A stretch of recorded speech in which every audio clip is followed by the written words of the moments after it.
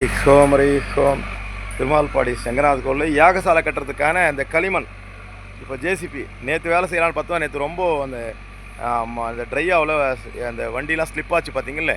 அதில் இன்றைக்கி கொஞ்சம் நேற்று ஓரளவுக்கு மழை இல்லாத இருந்தது. இன்னைக்கு கொஞ்சம் ஈரம் கொஞ்சம் காஞ்ச இருக்கிறதால இது ஏற்றின்னு இருக்கோம். ஜேசிபி வாயில் மேலே ஏறுது பாருங்கள். இன்னும் ஒரு நடம் 2 நடம் எடுத்துன்னு வரணும் இருக்குது. இந்த மண் இந்த களிமண் இதுதான் அந்த பச்சை செங்கல் வச்சு யாகசாலைலாம் யாக மேடை யாக குண்டெல்லாம் கட்டப்பட்டு அதுக்கப்புறம் அந்த பூசு வேலை இதை பண்ணிவிட்டு அப்புறம் ஒயிட் சிமெண்ட் இந்த எமல்ஷன் அடித்து நம்ம ட்ராயிங் பண்ணணும். என்னென்ன சுவாமிக்கு ஏற்றவாறு ட்ராயிங் பண்ணி அந்த யாகசாலை அமைக்கிற பணி நடக்கும்.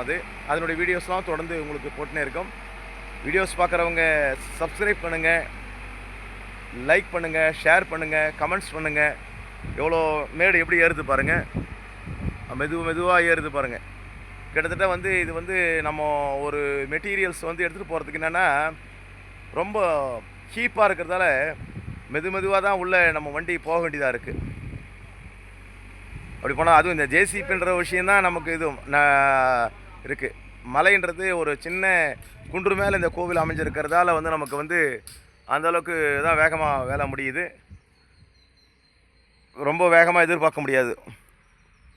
இன்னும் ஒரு 2 நடம் அந்த களிமண் எடுத்துன்னு வரணும். அதுக்கப்புறம் இந்த மதில் சுவர் கட்டுறதுக்கான ஆலோ பிளாக்ஸ் கல்லுலாம் வருது. அந்த கல் எடுத்துகிட்டு வரணும். சிமெண்ட் எடுத்துகிட்டு வரணும். சிப்ஸ் கொஞ்சம் எடுத்துகிட்டு வரணும். உள்ளே தரலாம் வளைக்கணும். அந்த தர வளைக்கிறதுக்கான இதெல்லாம் எடுத்துகிட்டு வரணும்.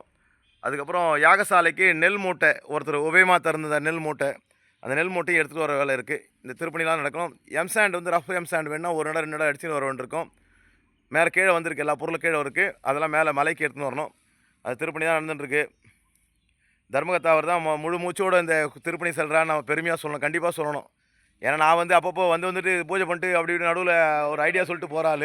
மற்ற வேலையும் அவர் தான் செய்கிறான்னு சொன்னால் அது உண்மை, அதான் உண்மை.